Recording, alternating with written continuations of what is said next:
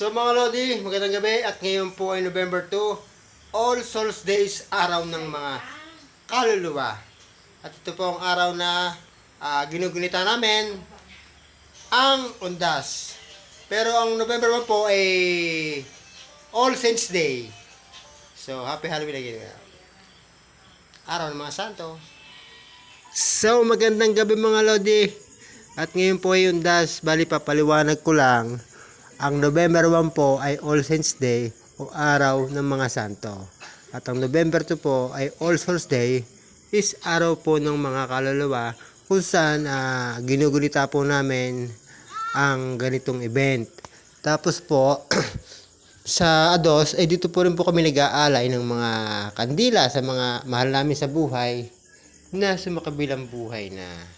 Yan, kitang-kita po natin tayo po ay nasa loob ng sementeryo o napakaliwanag.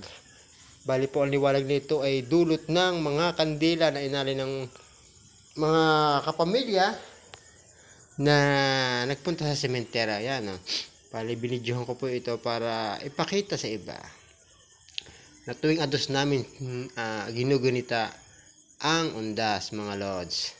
So yan, kita-kita po natin may parting madilim, may parting maliwanag, pero doon po tayo sa parting maliwanag kung saan makikita natin ang mga mga Lodi, ganito ang senaryo kapag Undas!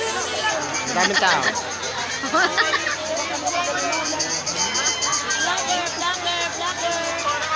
So bablog po natin ito. Shout out nga po pala ng TUA.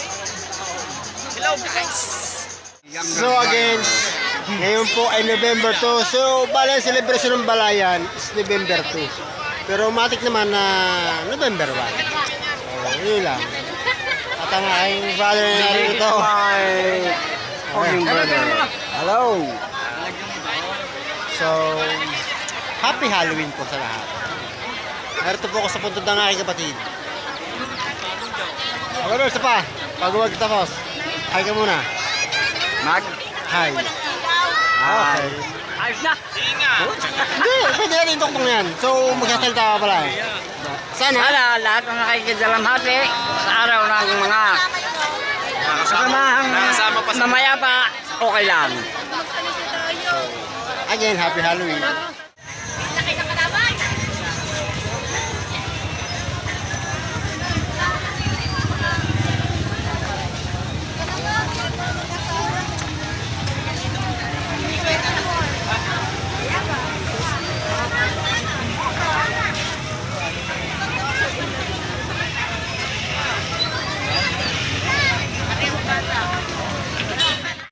So yun po mga Lodi, ang pagpunta namin dito sa Balayan ay Ados. Kita-kita po natin ang pag-alaala natin sa mga mahal natin sa buhay na sumakabilang buhay na.